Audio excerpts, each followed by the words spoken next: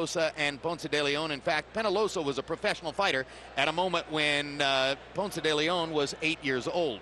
A 1-inch height advantage for the Mexican fighter, who now lives in Los Angeles. Arm length equal, measured from the armpit to the end of the fist. They both weighed in at the official weight limit of 122 pounds, and tonight, Daniel Ponce de Leon is rehydrated up to 130. Gerry Penalosa, 127. Rules of the bout with our unofficial ringside scorer, very unofficial, as you just saw, Harold Letterman. The Daniel Ponce de Leon, Gerry Penalosa fight is scheduled for 12 rounds using the unified rules that you see on your screen. Jim, real quick, the 4 criteria that the judges will use to score each individual round: clean punching, effective aggressiveness, ring generalship, and defense, with a strong emphasis on clean, effective punching. Jim.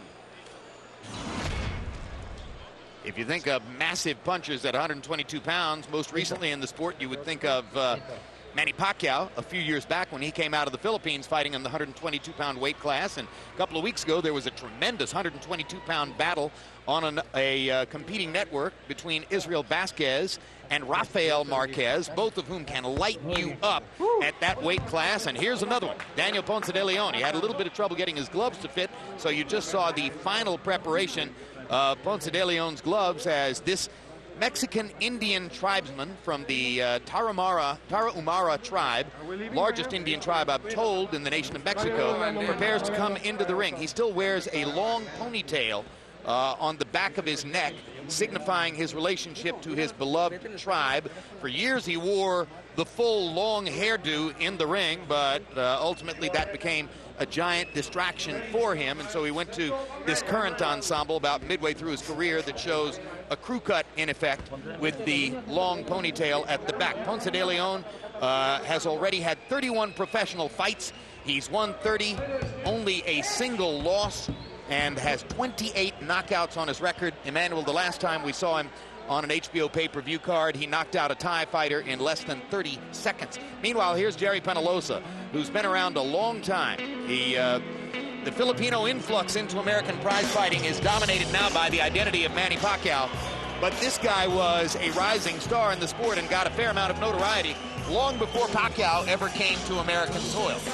But he does give credit to Pacquiao for opening the door to more and more Filipino fighters. Incidentally, we've talked about the brothers Marquez, who are champions, perhaps the best brother championship duo there's ever been. He also has a brother who was a title holder in the flyweight class, I believe, Doty Boy Penalosa. This fight will appear live in the Philippines, where it's about 10 minutes after 10 o'clock tomorrow morning. And Filipino viewers will then stay tuned to watch the fight between Juan Manuel Marquez and Marco Antonio Barrera. Filipino viewers, of course, are familiar with both Marquez and Barrera because both of them have had fights against the leading Filipino icon, Manny Pacquiao. And I was asked questions all weekend long by Filipino journalists, television people, about what's going on and will Pacquiao ever get a chance to fight these two outstanding fighters again. And because of the battle between the promoters Golden Boy and Top Rank, we don't know if that'll ever happen. Pacquiao at one moment had signed a contract to move to Golden Boy, then changed his mind and signed a renewal contract with Top Rank. He currently is promoted by Top Rank. And now here comes Daniel Ponce de Leon, who is promoted by Golden Boy, tonight's promoter, and who is clearly one of the rising stars of the sport. Who does he call out? Well, if he manages to get past Penalosa tonight, he's looking for a fight against Rafael Marquez, as any 122-pounder worth of salt would certainly do. You notice, watching in the background of Ponce de Leon, which I can't see right now, is also Oscar De La Hoya's father, Joel, who I noticed was in the dressing room. So I'm wondering whatever the tie-in is, somewhere there's a tie-in between De La Hoya's father and him. Oscar is training in Puerto Rico, so all of his partners are here either fighting or supporting the promotion. Well, and I can give you a strong guess. The tie-in is Mexico, because Joel De La Hoya hails from Mexico. It's something more special than just, yes, I think that may be it. And this is the kind of fighter that any Mexican fight fan would appreciate within the traditions of their participation in the sport, because this is a guy who, as you say, Larry, he's in there to swing hard and hope that he hits something. Let's go to ring announcer Michael Buffer for the official introductions.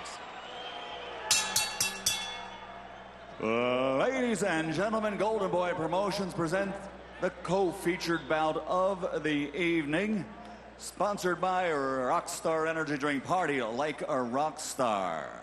Cerveza Tecate, Tu Ganaste, and Southwest, a symbol of freedom, and De La Hoya versus Mayweather, live Saturday, May 5th on HBO pay-per-view. This contest is sanctioned by the Nevada State Athletic Commission, the World Boxing Organization, and the International Boxing Association. At ringside, the 3 judges assigned scoring this contest: Chuck Ciampa, Dave Moretti, and Nelson Vasquez. And inside the ring, working for the 80th time in a world title bout, the man in charge of the action, referee Robert Byrd. And now, ladies and gentlemen, from the Mandalay Bay of Las Vegas, 12 rounds of boxing. This is for the WBO IBA Light Featherweight Championship of the World. Fighting out of the blue corner, wearing black with gold, official weight 122 pounds. Professional record 51 victories, including 32 knockouts, 5 defeats, 2 bouts even. From San Carlos, Philippines, the former WBC Super Flyweight Champion of the World, the challenger, Gerry Fearless Penalosa.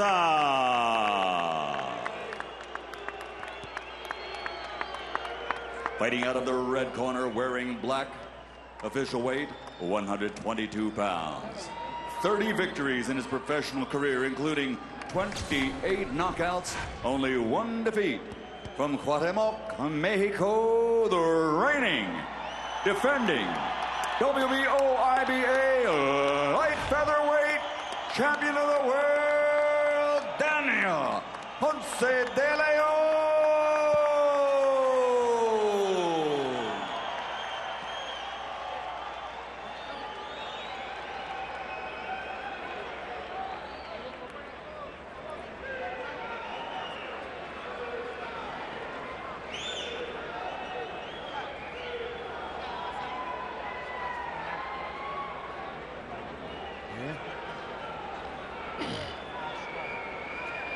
Let's go, guys.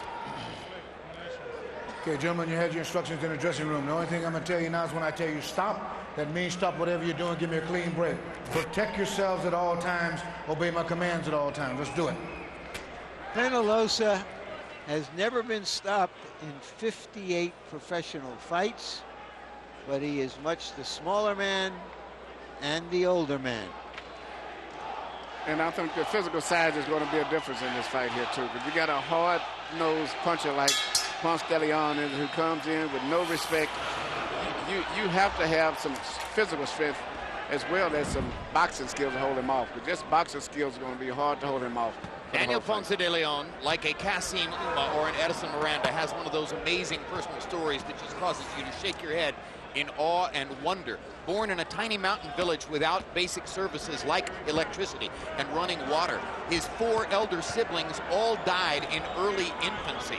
He was taken to live in the town of Cuauhtemoc so that the family would have medical services and he might survive. And survive he did, and prosper to become perhaps the hardest punching 122-pounder in the world, although that's saying a lot with fighters like Vasquez and Marquez in the division. It remains to be seen if he can make his punch effective against fighters of that quality, but against fighters of lesser quality, he has been a destroyer machine. Larry points out the obvious intricacy in tonight's matchup. Penalosa, 58 pro fights, never knocked out. Daniel Ponce de Leon might win a few decisions in his career, but that's not the goal. Now, with this fight right now, he's just going out strictly for anything he can hit. Elbows, ribs, anything. He just punches with full power. And Gerry is fighting a very smart fight, too. He's staying real tight defense, not giving him much to punch at. But somewhere along the line, he's going to have to open up somewhere. Seems like just those body punches to the ribs is hurting right now. There is a palpable difference in size. You look at them and you wonder how these two guys are both in the same weight class. They really aren't. They really aren't. They made the weight, but one guy's naturally about one division smaller, and the other guy looks like he should be one division bigger.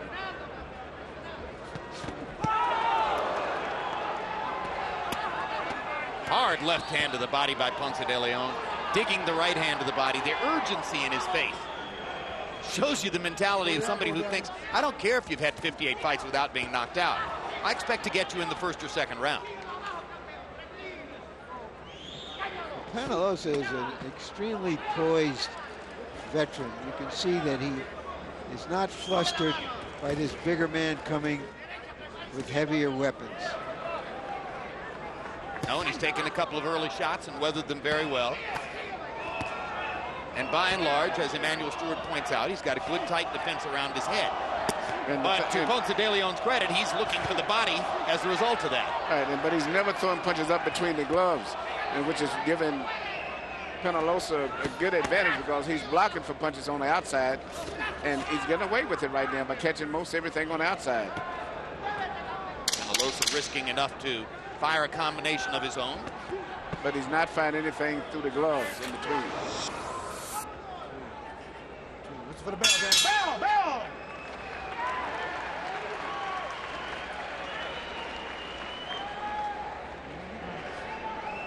Okay? Yeah. Listen to me, all right? Every time he throws this wide hook here, straight left hand, okay? Straight left hand and left uppercut. He's wide open. Okay? Double your hooks up, Jay. Double your jabs, double your hooks. Okay, How do you feel? You feel good? You feel light? Work your jab. The jab is good, but move a little bit more. All right, Bob. Hit here, hit right here. And throw him the overhand. You're going to hit him in the head, in the neck, and the shoulder. Come on, buddy. Good round, good round. How you feeling? Feeling good? All right, good. Loose. He's loose. He's dead.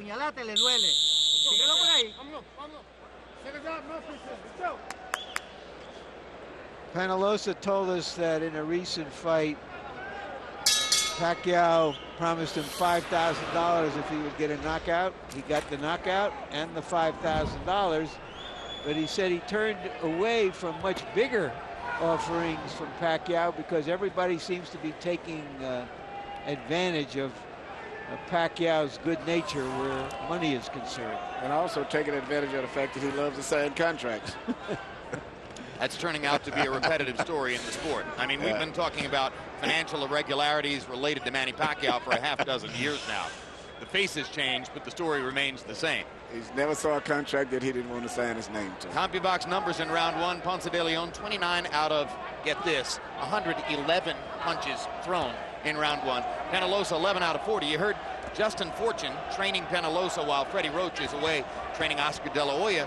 Kind of hopefully say to Gerry between rounds, well, you know, he's wide open for a straight left hand or a left uppercut. And Penalosa takes advantage and lands his straight left hand right up the middle as Fortune told him he could. Ponce de Leon is throwing punches when there's nothing even to punch at, instead of taking his time and relaxing and then setting up the guy for a big punch. Everything he throws is with KO written on it and is wide, so the guy is expecting. So even if he lands a punch, he'll be prepared to handle it. Well, he said that he likes to fight guys who are wild like this, as many Asians are, said because he can see every punch coming.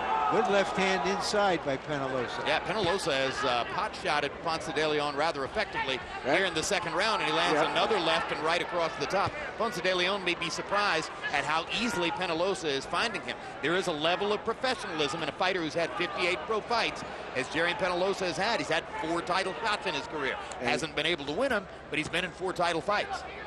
And considering his skill and his physical size, he's fighting a very smart fight. And watching Ponce de Leon just swing away like that, you realize how far he is, whether he knows it or not, from being ready for somebody like Rafael Marquez. But swinging those wide punches like that, when you miss, they take a lot out of you. You know, and as you say that, Jim, what if Marquez had hit him like that? Well, you know what would have happened, because Marquez throws bombs. He'd have been in our laps. He throws bombs with boxing skill, as opposed to Ponce de Leon, who just throws bombs.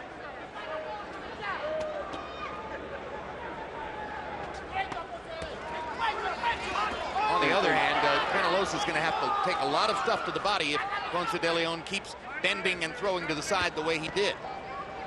The right and the left just moments ago. Well, Penalosa is fighting a very good fight. And going down the stretch, he might have the advantage because you're not going to keep missing those wide swinging punches like that all night without getting tired and fatigued. You wonder if at some point Mario Morales, the trainer for Daniel Ponce de Leon, can reel his fighter into a tighter envelope, because there's a great counter right hand by Gerry Penalosa that just snapped Ponce de Leon's head back, and I think you have to give that round to Penalosa off of the number of solid connects he was able to create, counter-punching Daniel Ponce de Leon. Very nice round, okay? Much, much better, all right? When you go underneath, quarter. When you go underneath his left hand, come back with a hook, okay? Because you're missing, you're going under that left hand all the time. Come back with that hook, it's wide open. Nice work, Gerry, okay?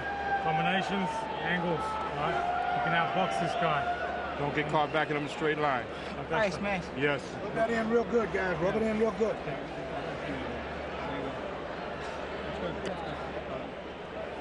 Good. Right here you see Ponce de Leon miss a punch, and all out of position, and then get hit with a counter punch. As a matter of fact, as the fight goes on, you may even see him get a knockdown scored against himself because of the way he misses punches and has bad balance. And if he gets hit when he's out of position like that, you got to look, and Penalosa may end up getting knockdown scored. Well, CompuBox numbers tell the story, because power shots in round 2, De Leon landed 19 out of 64, but Penalosa 14 out of 26, meaning Penalosa landed 54% of his power shots. And that's what I mean by being able to pot shot Daniel Ponce de Leon, who's leaving himself wide open when he wings his hands from far outside. And he loses his balance after there's a lot of those wide punches also. Penalosa using uppercuts and straight punches up the middle to bedevil the wider-handed, hard-swinging Daniel Ponce de Leon. And Ponce de Leon has still never figured out to throw punches through the center. He'll throw punches to the outside, which is good to set up the guy, and then he needs to punch through the middle, but he doesn't do that. Everything is wide and on the outside. Now, you can see Ponce de Leon thinking here, oh, I'm supposed to throw a jab. Let me try this. And he, for a series of punches now, he attempts to throw a jab to set something up against Penalosa.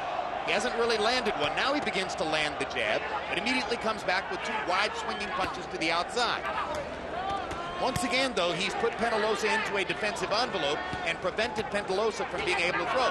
All he has to do this is keep his hands in a better position and throw straighter punches. As soon as he goes wide again, then Penalosa takes advantage of the opportunity to counter. Yeah, but Penalosa probably feels that power and that strength because he's still a much bigger man, and even though he's blocking a lot of those punches, he still feels that power, I think, and that's what keeps him a little bit leery of opening up too much himself.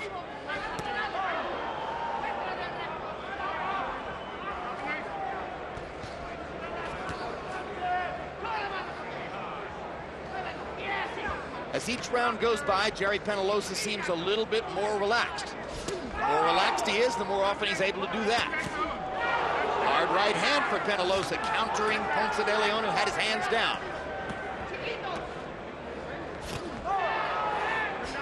Straight left hand lands for Penalosa. Like a lot of big punches, Ponce de Leon doesn't look for anything back, so it makes him very easy to get hit himself. He's never expecting anything, and in particular with his body position.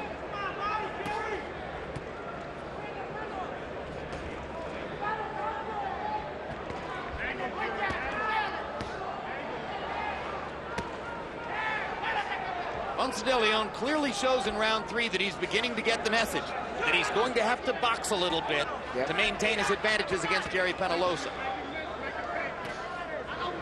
Maybe at some point he'll even try defending.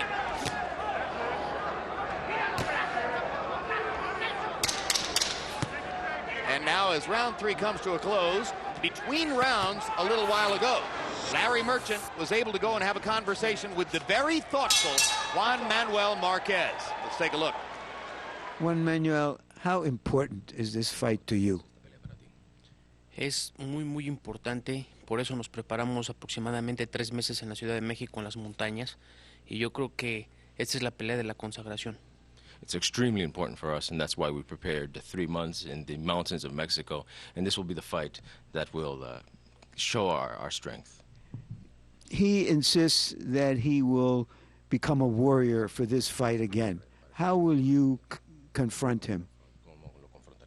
Sí, sabemos que Marco Antonio Barrera es un gran peleador, también un guerrero. Va a ser una gran pelea arriba del ring. Yo la preparación que traigo voy a dejar el corazón ahí en el ring. I know that Marco Antonio is a warrior, and he came prepared, and we are prepared also to do the same thing, but I came with lots of heart, and we're going to show that heart in the ring. Good luck. Gerry Olaya is the most relaxed interpreter in the world. Just does a fantastic job. And I got to point out, you know, Marquez is from Mexico City. Gerry's background is as a Cuban heritage. Comes from a Cuban-American family. And there's no problem. There's just no translation problem whatsoever. He does a great job. CompuBox numbers in round 3. Ponce de Leon, 19 out of 107. Penalosa landing one more punch, 20, throwing only 42. Much more precise and economical. Harold Letterman, how do you have it through three? Okay, Jim, I'm going to stop rooting for or voting for the smaller guy.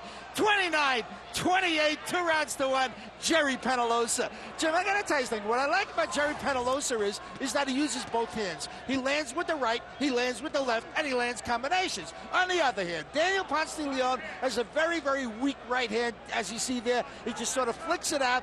All the power is in that left, and most of the time he misses it. 2-1, Penalosa. Harold, you keep scoring them exactly the way you see them, okay? Okay. But, you know, being consistent, Nevada has always, for the most part, liked the guy who threw the most punches, in particular, the guy who's shown a lot of desire to try to win a fight. And that's something they did, and that causes a lot of controversial decisions. So in this case, sure, I would probably say definitely Ponce de Leon is ahead on the scorecard. Probably ahead on Nevada scorecard. Yeah, that's right, because he's aggressive, he's throwing punches, he seems to be more excited about what he's doing, putting more effort, even though they may not be landing that clean.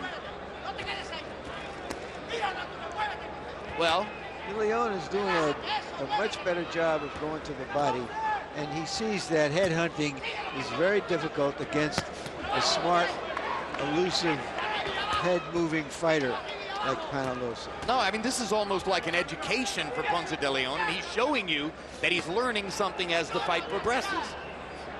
And he's boxing more relaxed now. He's not trying to make something happen before it's ready to happen. So he's showing a lot of more composure right now compared to the first round. Must be getting some very good advice between rounds from trainer Mario Morales. We'll be listening in from time to time. Speaking of the interpreter, Gerry, it was interesting during the fighters meeting. One man did all of the talking almost himself. I think it was only about 2 times that he had to have an interpreter. well, a lot of Spanish-speaking fighters pick their spots in terms of when they want to speak Spanish and when they're able to speak English with us. Marco Antonio Barrera went years without speaking English to us. Now he's far more relaxed and comfortable and insists on trying to do it all the time. But the bottom line is there's still moments when some of them are going to go to the interpreter. Miguel Cotto is a work in progress. Wants to speak English, isn't quite there yet in terms of his confidence. But Barrera is doing a great job, and one man, both of them, because they spend so much time in America. And they're educated, too. And De Leon has done a really good job in this round. You would not have thought that he had it in him to make the adjustments he had to make after the second and third round. But he did it, and he's no longer getting pot-shotted so easily by Gerry Penalosa. I need more from you, all right? You got to make more combinations. You understand? You can't give me that one punch. You're looking for the bomb. Okay, you will hit him with combinations. You throw 4 punches, you hit him with 3. Understand me?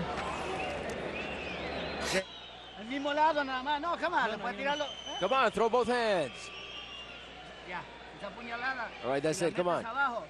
If you stab him there in the body, don't be cautious. Put some more distance into it. Don't throw from too far, right? You're being too cautious. Get a little bit closer now.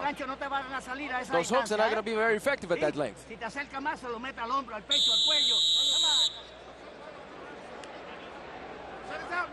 go.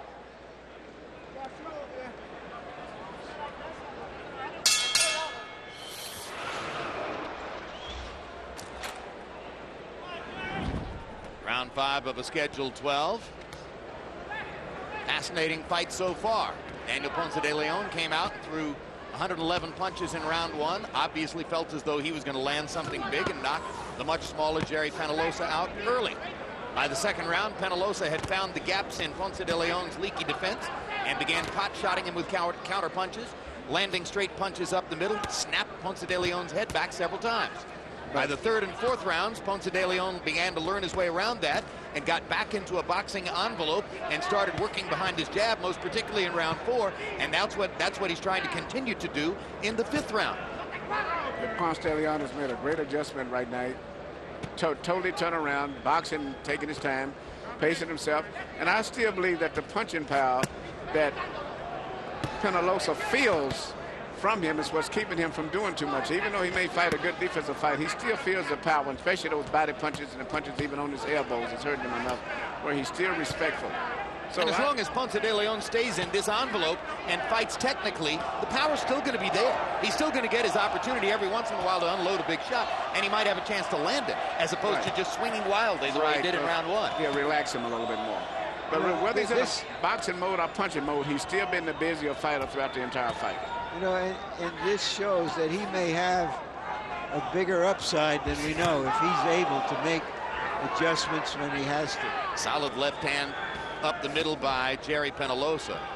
But it also shows there's plenty of time. You know, he's 25 years old, talking now about wanting chances at fighting Rafael Marquez or Israel Vasquez or fighters like that. Wait a few more fights. Give him some more chances to learn the way he's clearly learning in the ring right now.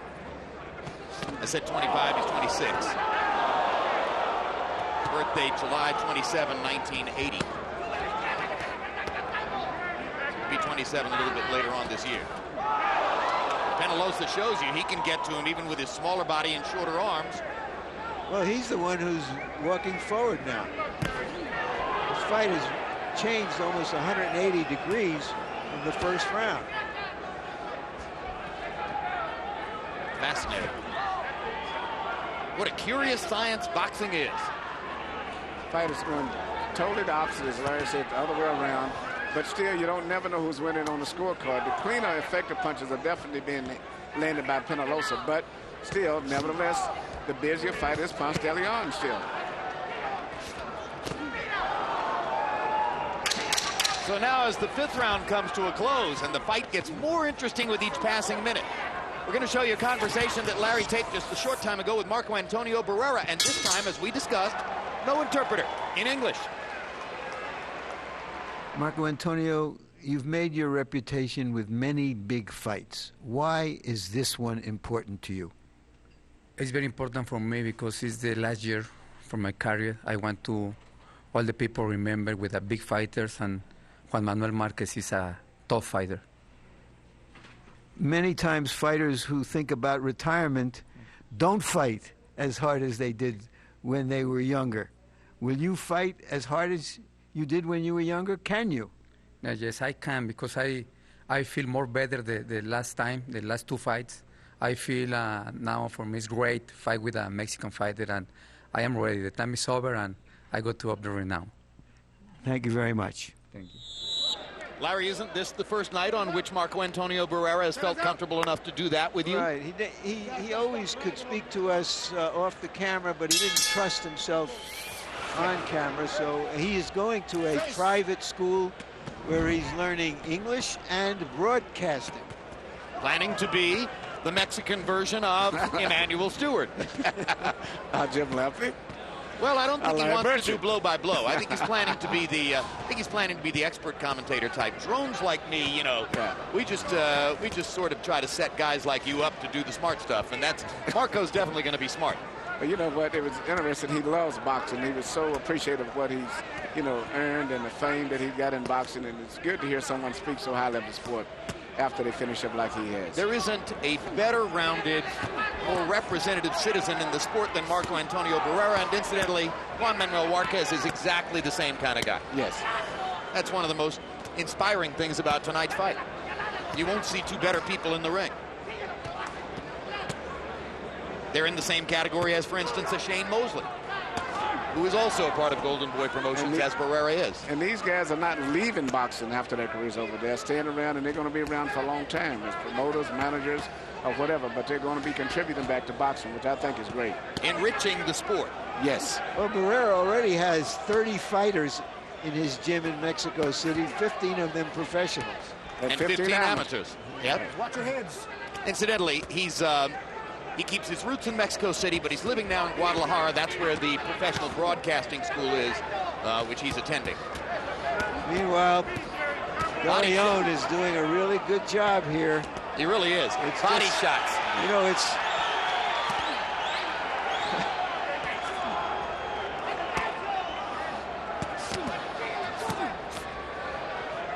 De Leon has begun to adopt the mentality of slowly chopping down a tree. He's still getting hit from time to time when Penalosa counters him straight up the middle. But De Leon is applying pressure now. In the last round, he was backing up. Now he's standing toe-to-toe with Penalosa. And there's a war of wills as to who gets to go forward and who goes backward. So they're circling each other in the center of the ring. Yeah, Penalosa is landing a really clean, effective shots. But it seems like Ponce de Leon, being a bigger guy, is being able to absorb those punches and still sets the pace. He's still out-punching Penalosa, even though he may get hit with clean shots here and there, but he's still setting the tempo of the fight. It's almost like the lion has started to chew on grass instead of becoming a carnivore. I liked carnivore. It was a beautiful variation on the theme. Look at how they stand toe-to-toe and trade with each other now. This is an entirely new incarnation in a fight which has shown you 3 or 4 different variations. And now Penalosa backs Ponce de Leon up by landing 2 or 3 solid shots to the head, as he did in rounds 2 and 3. And he could have won that round. This is some fight. This is some fight. Both undercard fights dramatically exceeding expectations. It's working well. You're doing well. There's some moments when you just stay there. You just don't do anything. Your punches look slow. Come on. When you move out, you don't have energy. What's wrong with the energy? You're the champion. You never rest. Let's get that jab weapon. All right. He's starting to slow down. We're starting to get stronger. Right?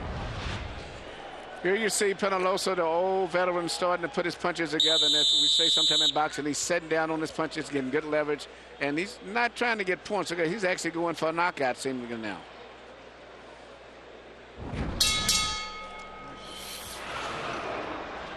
CompuBox numbers in the 6th round. Ponce de Leon released 152 punches in 3 minutes. That's 50 punches per minute. That's nearly a punch per second. He landed 32 of them. Penalosa, 18 out of 44. So De Leon threw 108 more punches than did Penalosa in the round, but Gerry may actually have won it. Harold Letterman, how do you have it through 6? Okay, another drone here. 4 rounds to 2. 58. 56, Daniel Ponce de Leon. Jim, the thing about Daniel Ponce de Leon is, like you say, he fights for 3 minutes. I mean, this is a guy that's a natural 22-pounder, and he comes out, and as you see right here, he's fighting. On the other hand, Penalosa, probably a natural flyweight, where he was the world champion, turns it on in that last minute, trying to steal a round. But the truth of the matter is that Ponce de Leon landing more clean, effective shots to win the last 3 rounds. He's ahead, 58, 56, 4 rounds to 2. We're on the same page, Harold. Always a beautiful thing. And incidentally, you talk about how Vegas judges are. Both Larry Merchant and Harold Letterman have their roots in the East, Emmanuel. East Coast guys. That's why they're so different from the Nevada judges. Sometimes. Not always, but sometimes.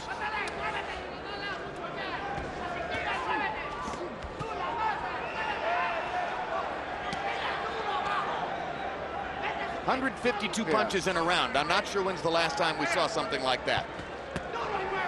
Penalosa is coming in trying to get set, but Ponce de Leon is so busy, and he's always punching, always doing something. And then he's punching with power. Even though he may not, land them cleanly, it's still enough to make Penalosa respect him and slow down. Sharp right hand by Penalosa, though. It's a good thing for Ponce de Leon that he's so much larger. That's what I was going to say. What a good little fighter Penalosa is. Very intelligent, places his punches. Perfect. The last fighter we saw who may have thrown as many as 152 punches in a round, I was thinking of Philip Holliday of South Africa, but CompuBox maestro Bob Canobio corrects me. Irish Wayne McCullough, the pocket rocket, would have thrown that many punches in quite a number of his rounds. On the difference, of course, being that McCullough had functionally no power, and Ponce de Leon is a guy who throws 152 punches and still, with a few of them, is trying to rip your head off. I mean, we ought to also note that De Leon, right eye at least, is puffed up and not closing yet, but it's not completely open. Now we're fighting in the 122-pound weight class here, and I've mentioned, hey, that's ruled a slip, although the body shot seemed to precede Penalosa going to the canvas. All right, a couple of weeks ago there was a title fight in this division between two of the greatest fighters among little men anywhere in the world. Rafael Marquez moving up for 118 pounds, where he's been a longtime champion, and fighting Israel Vasquez, the reigning champion in the division. And Marquez got the better of Vasquez from the very beginning, breaking his nose brutally in round number 1. And moments after, or a couple of rounds later, Vasquez landed a big uppercut and Marquez went down. But then as the fight progressed, Vasquez was increasingly bedeviled by that broken nose. Ultimately, the fight had to be stopped. 2 days ago, Vasquez had surgery in Los Angeles. His nose was completely reconstructed, cartilage and bone removed, and he'll have a new nose as he goes back to the ring and fighting in a few months. And now Marquez is the ruler in the 122-pound weight class, and later tonight, his brother, Juan Manuel, will try to follow suit and win a world championship 2 weeks after Rafael. They've already done that, Larry, once before in their careers. Yeah, 4 years ago, Marquez won featherweight title, and 2 weeks later, Rafael won the bantamweight title. And now it's reversed. Yes. Now it's reversed. This time Rafael first. Average punches per round.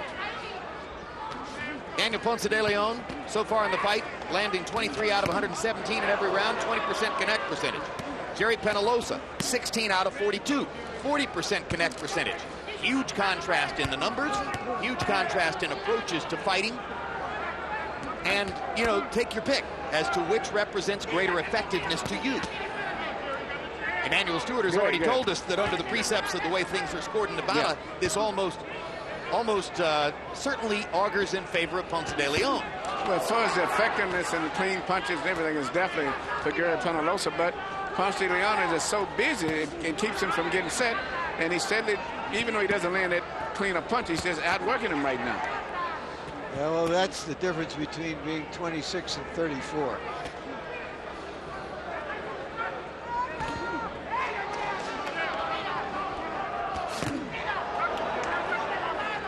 Mentioned earlier, Ponce de Leon is a member of the Tarahumara Indian tribe. You know, the average American, far removed from his original ethnic heritage, might say to himself, well, if somebody lives in a Mexican neighborhood in Los Angeles and is a Mexican, he's with people of his own kind, his own descent. I asked Ponce de Leon yesterday if in Huntington Park in Los Angeles, where he lives, he ever sees a member of his tribe, and he said, no, not a single one in all the years I've been there, and he's been there 3 years. Well, he's getting hit with those right hooks from Penalosa so frequently now that I don't know, going down the stretch, I don't know if he's been used to going these long type rounds and sort of knocking out everybody like he has earlier. And it may end up being a real tough 9th, 10th, 11th, and 12th round if it goes that far. Well, his left eye is swelling up dramatically now from the accurate right hand of Gerry Penalosa, and there's a red mark and some swelling under the right eye as well. So vision may become a factor for Daniel Ponce de Leon down the stretch.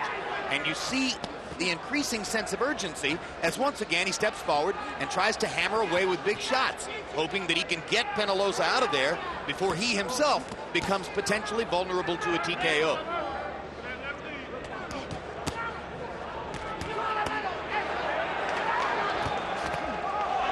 Another big shot for Penalosa as he mixes one punch in among the 7 or 8 or 9 that Ponce de Leon landed in that period. Coming to the end of the 8th round. They stood their ground and fought toe-to-toe for a while, but now Ponce de Leon, for the second time of the fight, is palpably backing up. Penalosa's left eye is swelling shut as well. Nice work. Deep breath, Gerry. Okay. I need you to double that left hook up, the right hook. You understand me? You hit him with a hook, you gotta double it up. Every time you hit him with a hook, Don't let him hit you in the counter punches. Move, move. Grab him. Nullify him. Come on. Here you see Penalosa landing clean punches. Even though he's being outworked, he's landing the clean, effective shots. And if a judge alone goes for just clean punches, he would definitely be winning the fight.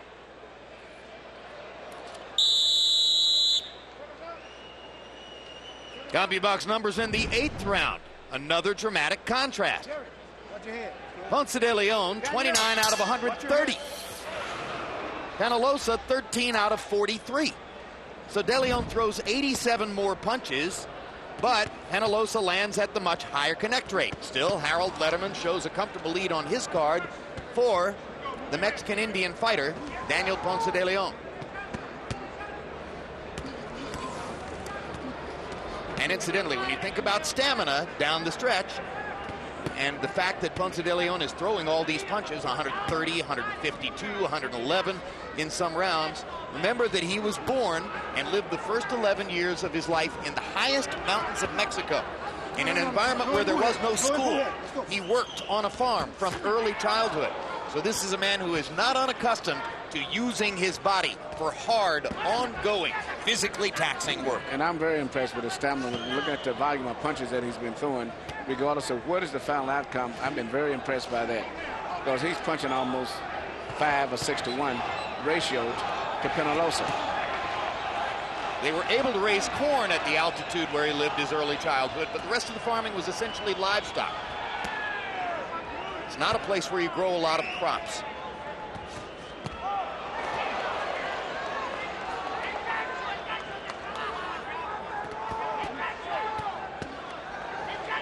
Just look at the constant output of activity from Daniel Ponce de Leon, who seems to have had 2 or 3 boxing lessons within the course of this fight. Yeah, and even though he's not landing that much clean punches, still he's busy enough to keep the other guy from getting set too much. And both faces are changing as the fight goes on. What an experience. What a life experience. And you know, this is something that if he comes through with this good, it's going to make him be a much better fighter then, because he'll realize he can't come out and just knock at everybody with brute power. You have to take time and set up your knockouts. There he is, getting corked by a perfect right hook again. Penalosa over and over and over has clocked Ponce de Leon at short range with right hooks when Ponce de Leon's arms and hands have been left out in front of him while he throws punches, loses balance, commits. There it is again. He's a perfect example of, we say, sometimes your best defense is the offense, and that's what he's doing. He's just so busy keeping Penalosa blocking punches so he doesn't open up that much, because his defense is terrible when he comes down for blocking punches himself. But Penalosa finds those intervals, those moments in between, when he's able to land his shots.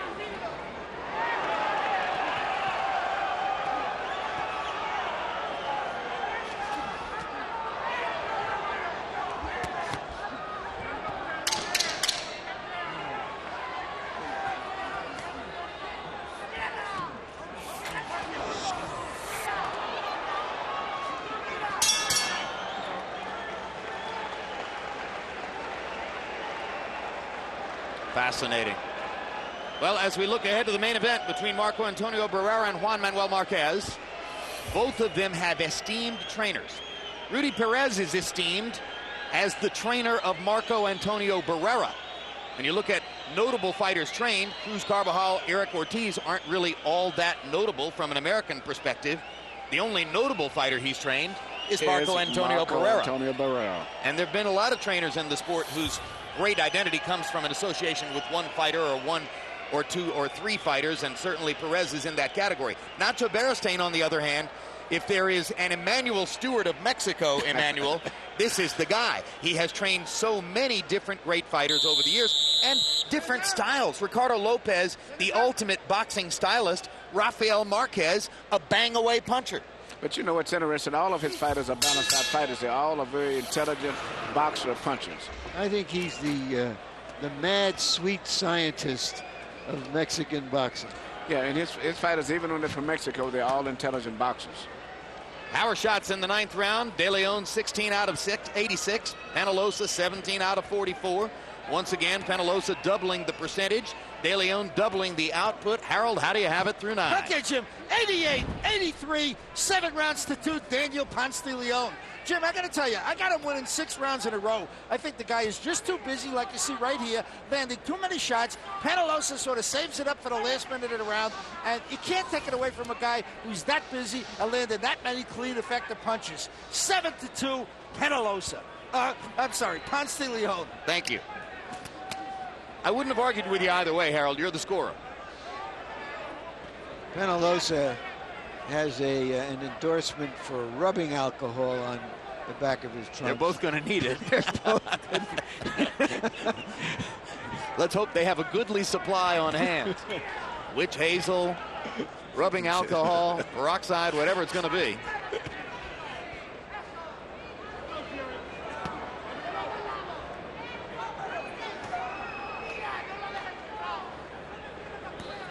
It's really funny looking at Ponce de Leon boxing and trying to be a technical fighter when that's something he's not used to doing. And now all of a sudden he has become the prey, and Penalosa is hunting him down now, being the predator. Daniel Ponce de Leon fighting as a backup counterpuncher. Totally something he's unaccustomed to doing.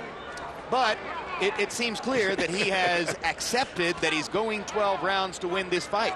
And he's going to have to find the best way to function over a 12-round course to try to win it. After having come out and basically unloaded the kitchen in the first round, looking for the big knockout, and then ultimately learning, okay, it's not going to happen tonight. I'd better do something else. Yeah, both preliminary fights, we've had virtually all 4 fighters fighting out of character. Isn't that amazing? It's really amazing. I'm looking at him, you know, and he's doing a pretty good job, too. And now that he really resigned himself to the fact that he's going to have to box his fight, he's punching and getting off. If he lands a punch with his right hand, the last punch, he moves off to the right. If he moves to the left, he's doing a good job of boxing right now. Yeah, very good. I imagine he's surprising himself and loving it. Yeah. You know, like a dramatic actor suddenly finding himself in a comedy, or vice versa. And, you know, this is the time when a guy can end up getting the knockout that he was trying for earlier, because the guy now is getting so preoccupied with chasing him down that he's allowed to make a mistake and get caught himself coming in.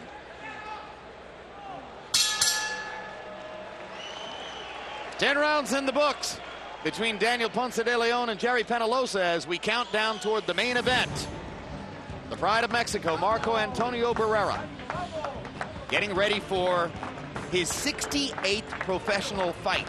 And somewhere between a dozen and 20 of them have been big-time, marquee, top-level events.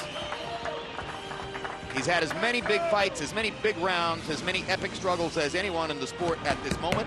Whereas Juan Manuel Marquez has had a career largely of missed opportunities and frustrations. He did get a big shot against Freddie Norwood and underperformed that night. Then he had a chance to really show what he could do against Manny Pacquiao. Got knocked down 3 times in the opening round, had to get up off the canvas, show his heart, his courage, and his will, and he did, and he fought his way back into the fight and won most of the remaining 11 rounds and wound up with a highly unlikely draw. Tonight he tries to win a big fight, and many in the casino have bet on him to do it. CompuBox numbers in the 10th, De Leon only throwing 96, landing only 13. Penalosa 5 out of 25, so Gerry Penalosa either took the round off or saw himself totally limited in output because De Leon didn't throw as many punches, backed up all the way through the round, and didn't give him as many chances to land. This fight has been so entertaining, Emmanuel, that I haven't given a moment's thought to whether North Carolina beat Michigan State in the NCAA basketball tournament.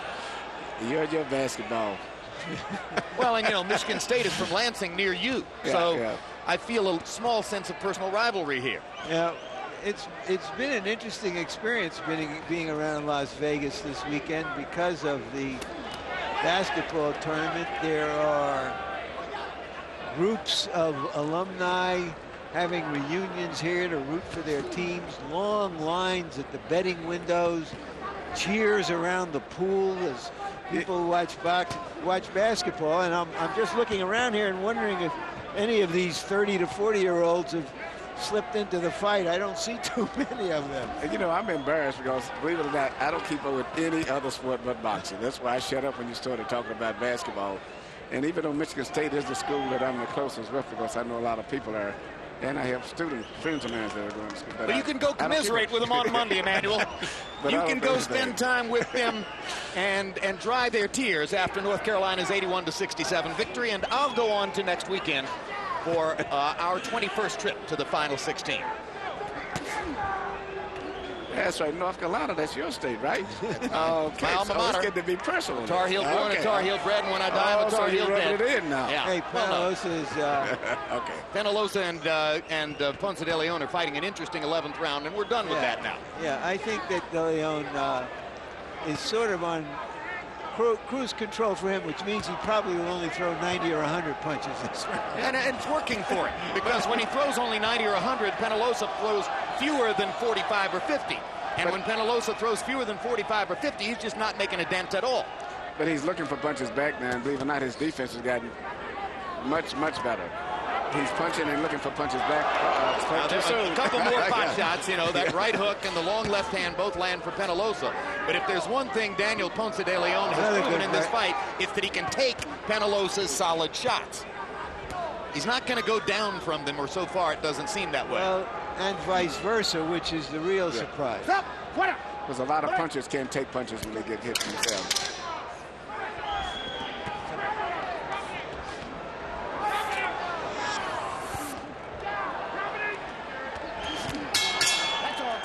One round to go. And now blood is flowing from a cut on the top of Gerry Penalosa's head, just above his right temple. And that's going to be a steady flow of blood. It's going to be hard for them to stop that in the 12th round. It's in his head. It's up in the scale.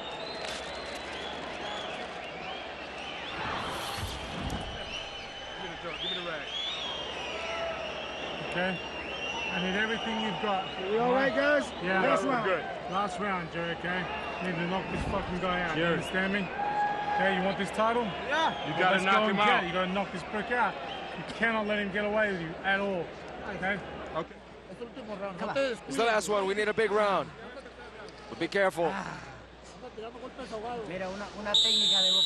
on, box on that technical and boxing style. And don't let him lead you.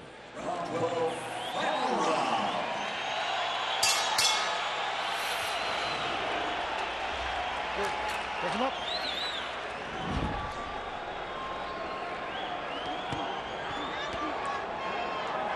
Round 12 of what has been a fascinating battle between Daniel Ponce de Leon, knockout sensation from Cuauhtémoc, Mexico, and Huntington Park in Los Angeles, and Gerry Penalosa from San Carlos in the Philippines. This is really a perfect example of what we're saying. How the Mexican fighters have become so much intelligent now, where it used to be traditionally they was known just for being warriors. Now they're totally different. They're boxing. All of the kids with Nacho Bernstein, you see, trainer, they box, they punch, they do everything now. That's because they fight in the U.S. so much, and many of them were beaten by American fighters who had more craft, and so they had to adjust to get more craft themselves. And they did a great job of that now. Well, what we're seeing is a globalization of the sport, which sees translation of boxing cultures from all around the world into those that have been distinctive in other parts of the world. And now, you know, European fighters are no longer all stand up straight, don't move from the waist, non-athletic fighters. You're seeing more and more athletic talent and more variety in the way European fighters fight. You're seeing more technicality and more boxing discipline from Mexican and other Latin American fighters. Fighters are emerging with different styles from Africa, the South Pacific, the Asian Pacific Rim. I mean, Manny Pacquiao emerges from the Philippines not as a flash and dash speed fighter, but a sledgehammer bomber. And the bottom line is that you'll see a little bit of everything everywhere now. It's the constant globalization of the sport. Yes, sure. In Mexico, Nacho was the first one I know that they had got an image of having boxer punches.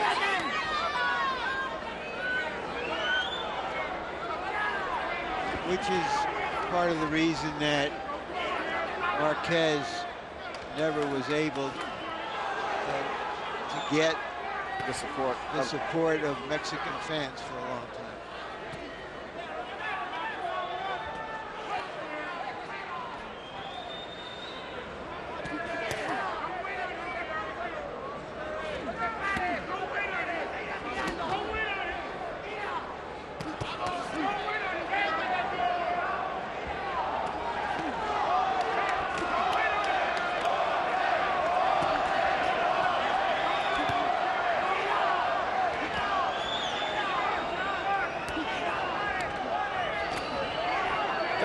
Seconds, 12 seconds to go. Penalosa trying to make his point about more accurate, more precise punching. De Leon lasting all the way through 12 rounds while throwing in some rounds 130, 150, 120 punches. An amazing show of boxing variety from two fighters who changed themselves frequently throughout the fight, especially Daniel Ponce de Leon, who seemed to grow and learn an entire generation in there during the course of 12 rounds against the older, more well-schooled fighter. It was a very impressive performance, and as I said, in the future, he's going to be a much more battle-balanced out fighter, and I don't think he'll come out trying to force knockouts. He'll let them happen. No, particularly if he moves up to fight the kinds of fighters he wants to fight. And you see that Harold Letterman's scorecard gave the last 9 rounds in a row to Ponce de Leon, which is really a tribute to Ponce de Leon's intellect. What Harold is saying with that scorecard is that the kid learned a lesson right there during the course of the fight and acted on it. Right, Harold? One thought that I kept, that kept getting me over and over and over again. Gerry Penalosa is a guy that's been in a zillion wars, taking a zillion punches to the head. And to be perfectly frank, I honestly believe that he sees the opening and can't pull the trigger. And that's the reason why he doesn't throw enough punches. I mean, he's a guy that should be retired for his own good, Jim. He's really been in tremendous amount of wars, won his world title a few years back, but now he sees that opening, can't let it go. Well, I spoke to his manager, Billy Keane's girlfriend, before the fight and said, is it a crossroads fight? And she said, nope, think he's going to be around for a little while longer. Let's take a visit to Michael Buffer and see if Harold's scorecard is in league with those of Las Vegas or different again. Ladies and gentlemen, here at the Mandalay Bay of Las Vegas, we go to the scorecards. Nelson Vasquez and Dave Moretti, and Chuck Jampa both scored the bout 119-109. Dave Moretti 120, 108, all to the winner by unanimous decision. Still the light featherweight champion of the world, Daniel Ponce de Leon.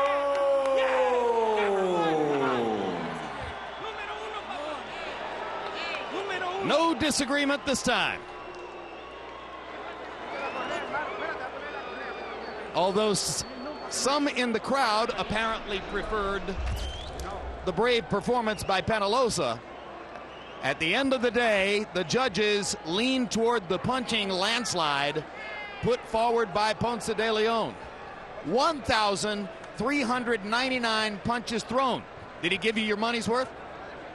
Landing 259, it's only a 19% connect percentage, but when you're facing a flood, maybe you have to be able to do a little bit more than Penalosa was able to do, landing 175 out of 481 for an extremely representative 36% connect percentage. As we mentioned, there was a tremendous in-the-ring functional size difference between the two fighters, and Penalosa, as the smaller man, simply was not perceived to have been able to do enough damage with those landed punches.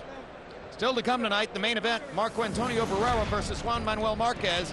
Right now, let's take another look ahead to our huge pay-per-view event on May 5.